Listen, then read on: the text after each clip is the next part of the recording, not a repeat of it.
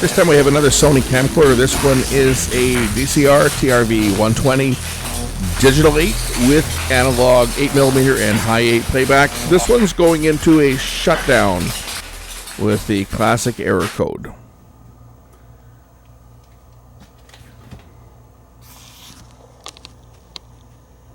I have a camcorder to work on this one. This one's a DCRTRV120. And it's throwing an error code. Let's see what it's doing. We'll observe what happens. And actually, before I even do this, I'm going to pull the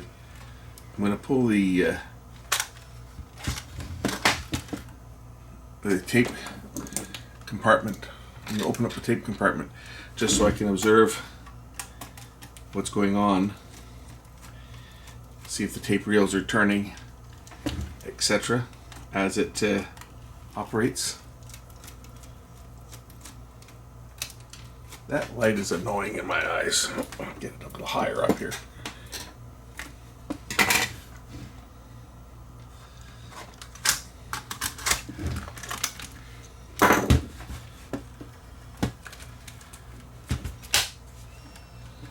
Okay, make sure that it's in playback mode, in VTR mode. Which it is. Okay, let's just observe what happens.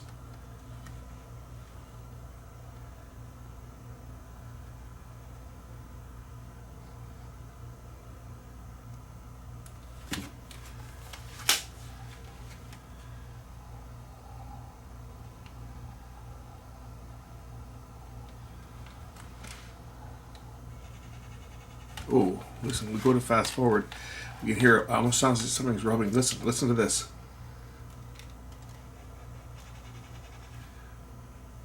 How about rewind? So it does it in playback, in forward mode. How about fast forward? It doesn't sound good, does it?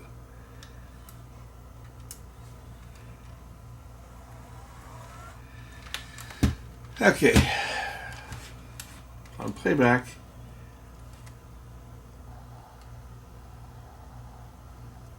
complaint on this one is it's going to a, what do you say, it was a C3123, one of those errors. That was the complaint. And usually what causes that is one of two things on these ones. Either the ribbon cable here is damaged. So a common problem on a lot of these B mechanisms was right down here. The catch that holds the door closed, this little catch right here, had a burr on it, and when it closed, it would actually rub up against and cut into this flexible cable. But you could see it when it happened. You could see the damage, which has not happened on this one. There's no signs of any damage.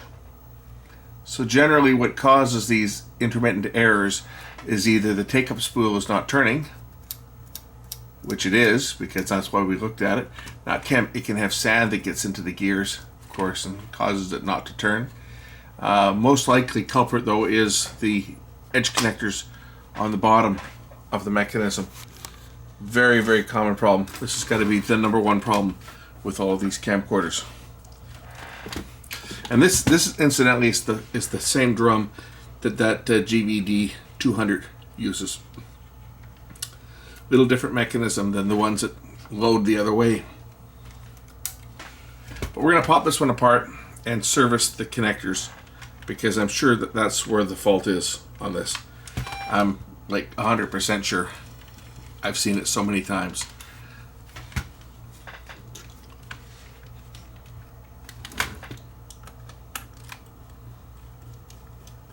So we'll just remove all the screws.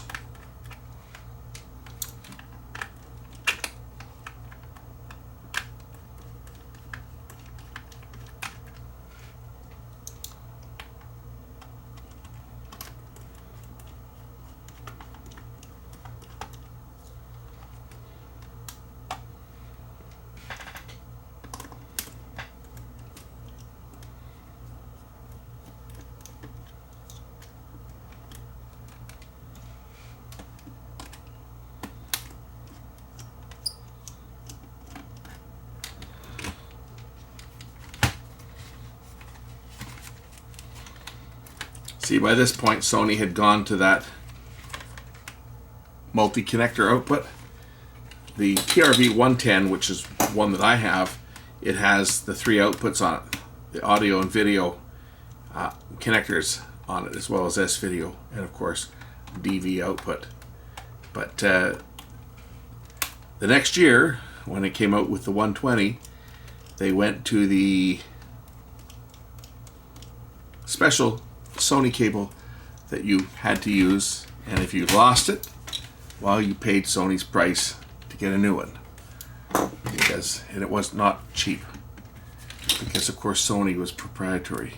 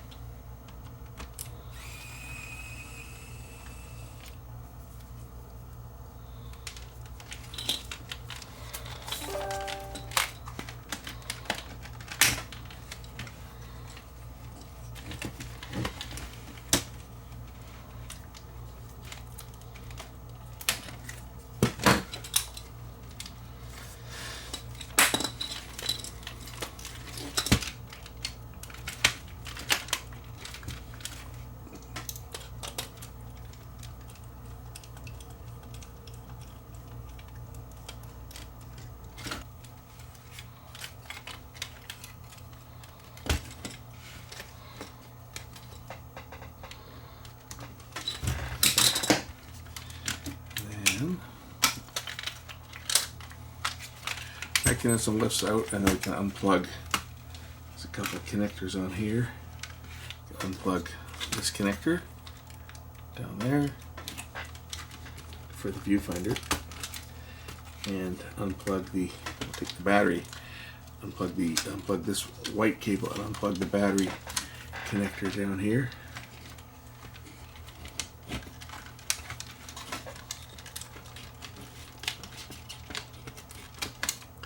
And remove this last one. This one here, you have to lift it up, and then that one will unplug. And normally I take out this battery compartment, but I forgot one screw, because it normally doesn't have to be unplugged like that. If you remove the screws, the battery compartment will lift off, so it's out of the way, and then you can unplug it. Okay, what I'm looking for on this is the same problem that we've seen on so many of them. Got to take out this bottom plate.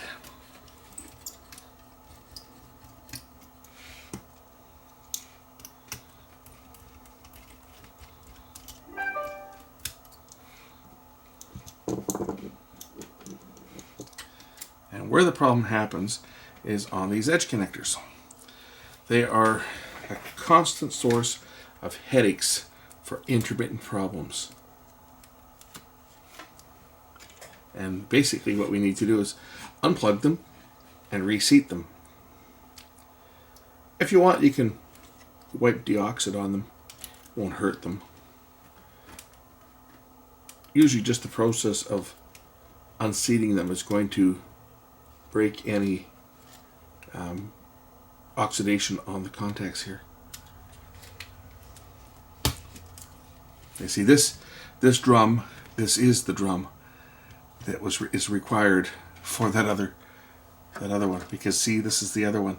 This is the drum that came out of the newer camera, and as you can see, the power connector goes the opposite way. But not only does the power connector go the opposite way, but I think the power connector might have the same contacts on it, but the connector for the head itself is totally different. Look at the difference in the size, right? This camera had more conductors. If you look at the layout on this one, you can see how many.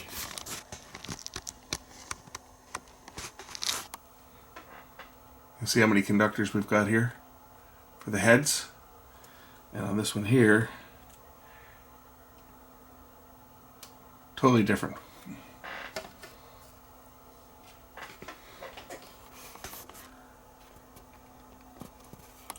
So the connector that usually goes bad is this one right here.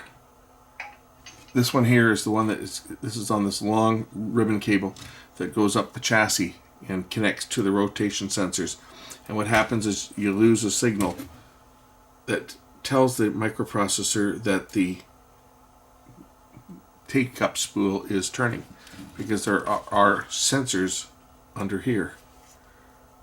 And as it turns, it provides a signal. It also has the tape end sensors on it, on both sides. It also supplies power for the LED for the tape end sensors, and power for the LEDs for both of these optical sensors. I think these ones are optical. They're either optical or Hall effect sensors. Have to pull the hub out to look at them, but I think these ones were optical. They had little silver stripes on the bottom, if I'm not mistaken. Anyway, on a camera like this, all we need to do is basically clean these connections, and I'm going to put a drop of Deoxit D100. That'll keep them from getting dirty again in the future, and should keep this camera working for many more years. Now, I normally don't say this. In fact, I've been critical of those that do beg for subscribers, but if you hit the subscribe button, it really does help. It helps us in many ways. First of all, it pushes me closer to that 1 million mark that I'd really like to get to, so that I can get another one of these, but in a different color. I can get another one of these ones in a different color, but take a while though to get there. But I can do it with you guys' help. The more you subscribe, the faster I'll get to 1 million. But it really does help, because this affects YouTube stats for recommended videos. So the more subscribers, the more the videos get recommended. The more the videos get recommended, the more views I get. The more views I get, the better it is for everybody. The more views I get, the happier I am. And it encourages me to make more content too.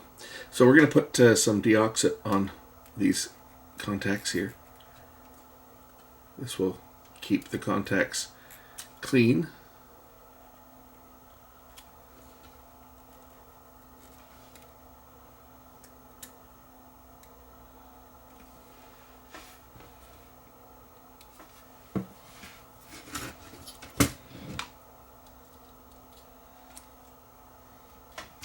And then all I need to do is just reinsert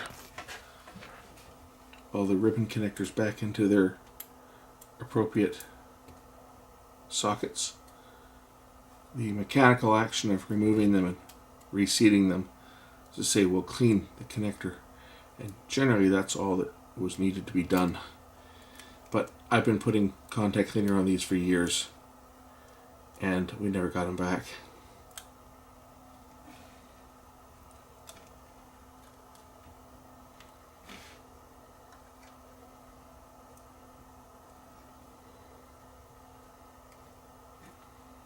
One of the advantages of putting contact cleaner such as Deoxit is this is it's a hydrocarbon based.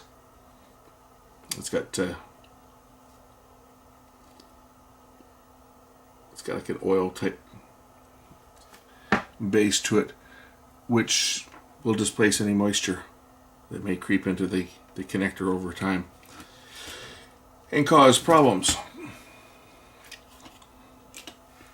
This shield just goes back on here. This is just to kind of shield the connector from RF. It's not grounded to anything though. It's just a copper shield that's on there. These cameras do have a couple of electrolytics. They have not been a problem on these ones. You know, these have been fairly reliable. So say I've got a TRV110, and it's never had a problem. Well, it has had a problem. It had this burr on this tape door, which hasn't happened on this one, where it actually cut into the chassis. And there's 3 videos on my channel which show the procedure of changing that. A 3-parter. I might redo that one at some point and take it from a 3-part video to a single video and condense it just to to speed things up. That might be one that gets re-edited at some point. But right now there's 3 parts to it. I think one was I took a chassis off another camera, and one was tearing the camera down to get the chassis, one was swapping the chassis, and the third one I think was doing an alignment on it. So at some point I might revisit that one and just do this one video as opposed to all of them. Now these sometimes the screws get loose that hold this viewfinder on, so maybe we'll tighten those up while we're at it, because this viewfinder here feels a bit loose. See, here's something you got to check on these. If this viewfinder is loose, this is something you always have to check. If the viewfinder is loose, you see those screws? You know what will eventually happen? The screws will fall out and drop into the camera and short something out. So if you got a loose viewfinder, do investigate and tighten it up before it's too late, because I have seen that happen. Now you see, the guy who owns this will be happy, because now the viewfinder is no longer ready to fall off. And those screws did fall out, and having a metal screw drop in here onto the circuit board, it's you can have a very bad day. You short something out on here and blow something up, and you're not getting this fixed if you blow up a board. So that's something to keep in mind. If you have one of these and the viewfinder is loose, that's what you need to do. Tighten up the screws while you've got it apart.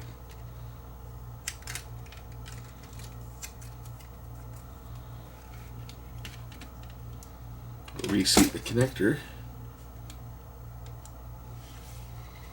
Close down the little gate. Lock it in place. Same with this one over here. This is for the LCD.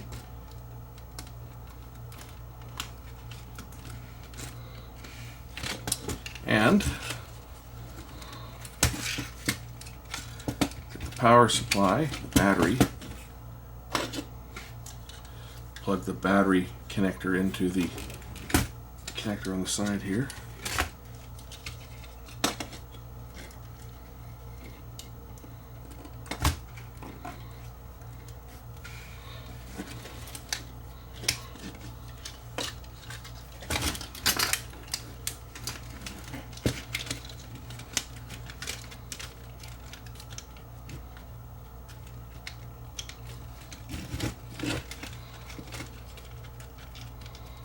Oh, you know what I forgot to put on? I forgot to put the plate. We can do that without taking this all apart. The plate goes on just like that with these 2 silverish colored screws, brass colored or whatever they are.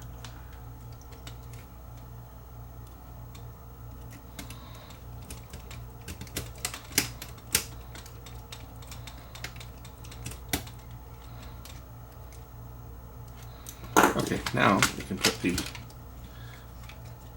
camera back together. It just slides together like this.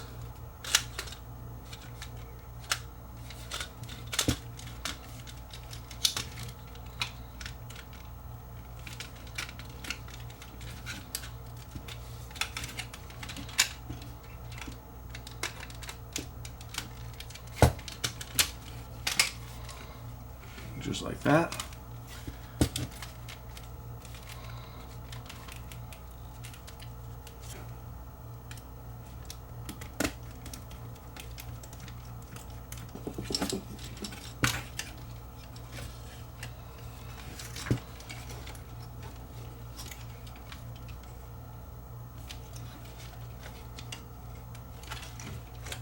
Now these will break easy, so you got to be kind of careful with them.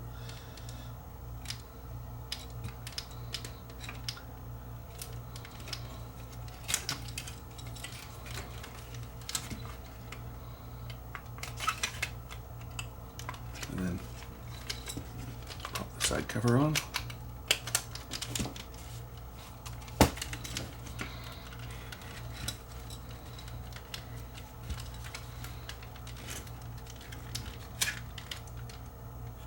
That's bent.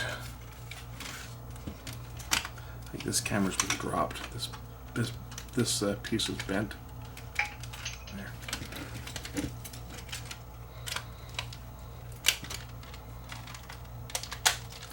That's better. That's better. Now this one goes underneath there like that. There. That's fitting a bit better. That metal piece was bent.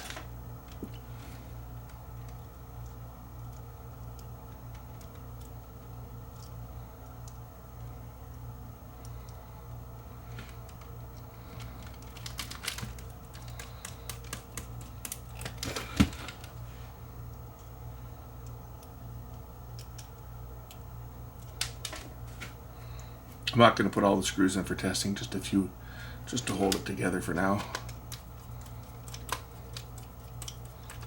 And then we'll test it out. I'll put one into the bottom here just to hold the cabinet together.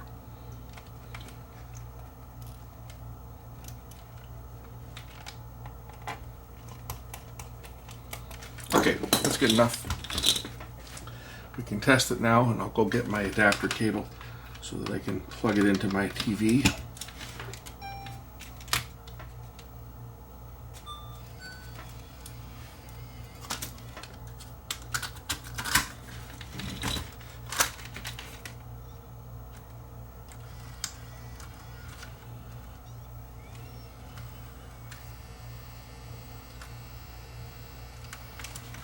Running nice and quiet.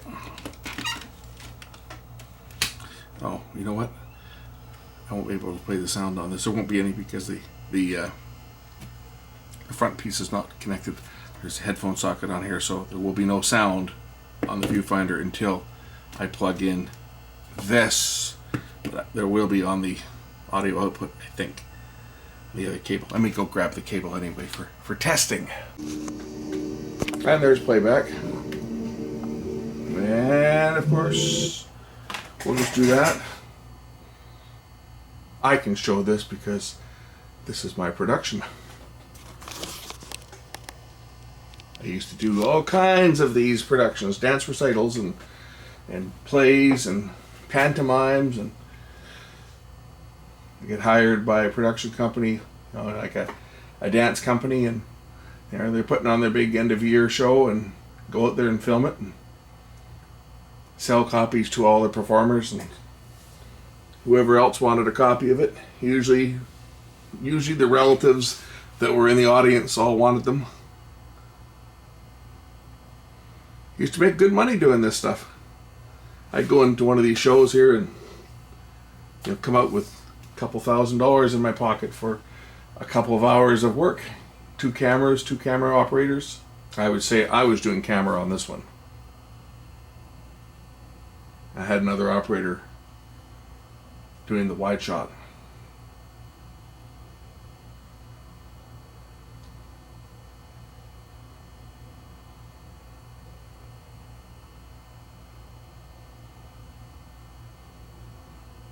Or in some cases, close-ups.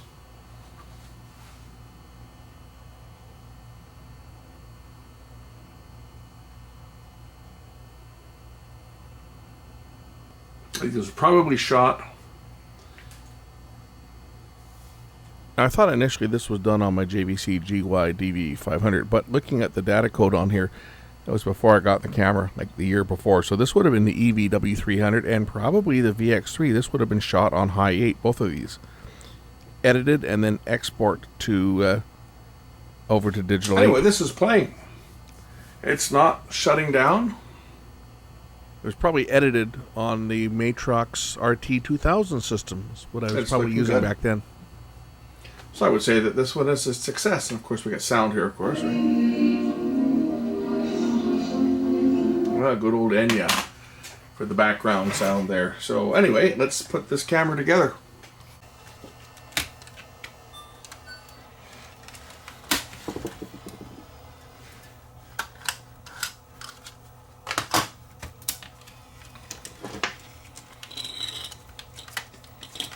This camera was shipped in for a repair, but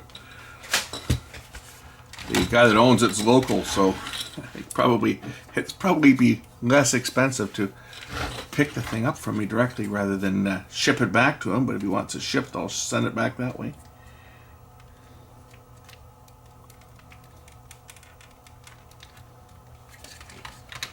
front cover just goes on just like that. Pops in place, snaps in place, and then we've just got the rest of the screws to put back in.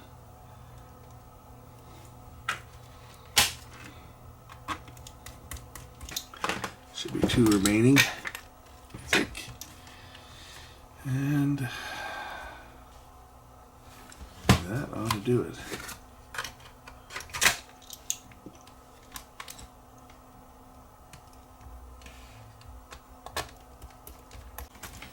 Okay, we'll do one final test, playback, and then I'll do a record and play test. So to make sure that I have sound on the speaker.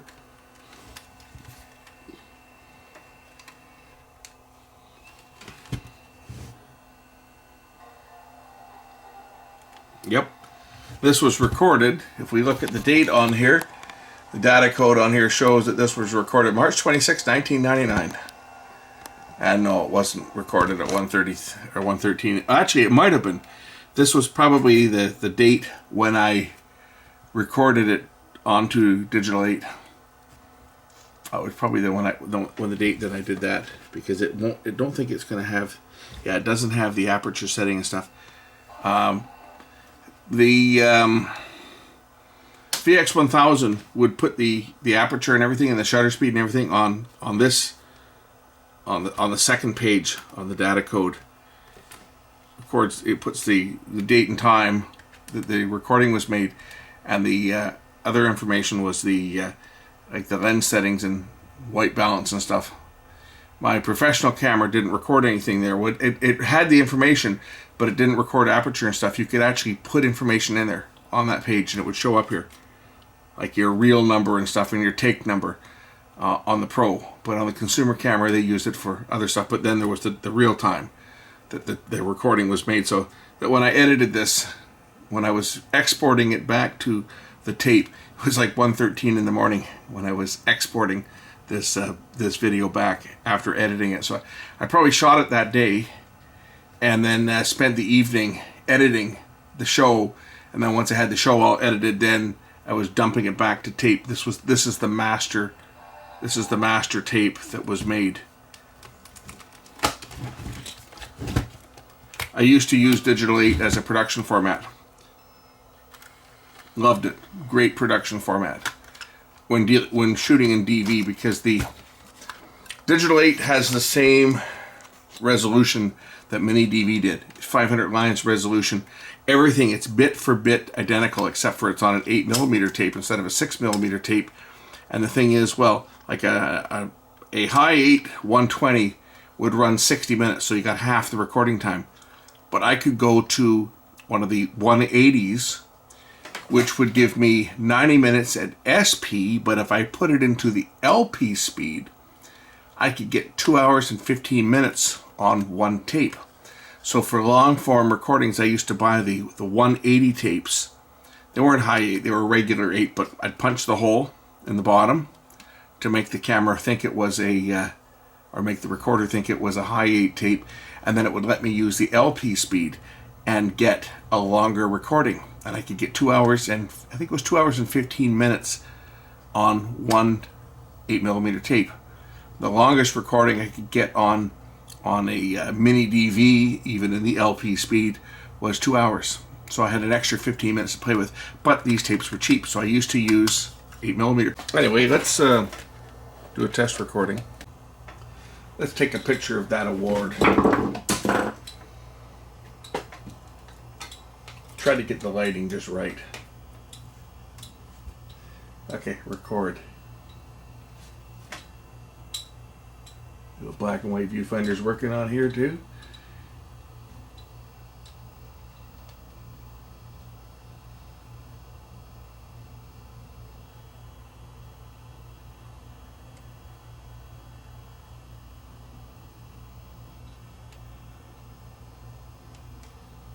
Okay, that should be enough for recording on this tape. Put it back in playback.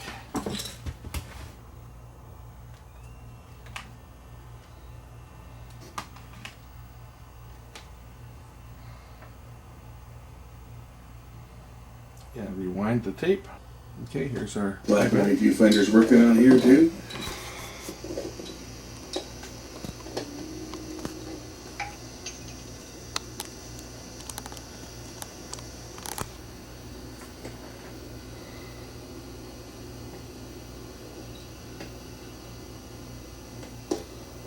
Okay, that should be enough for recording on this tape.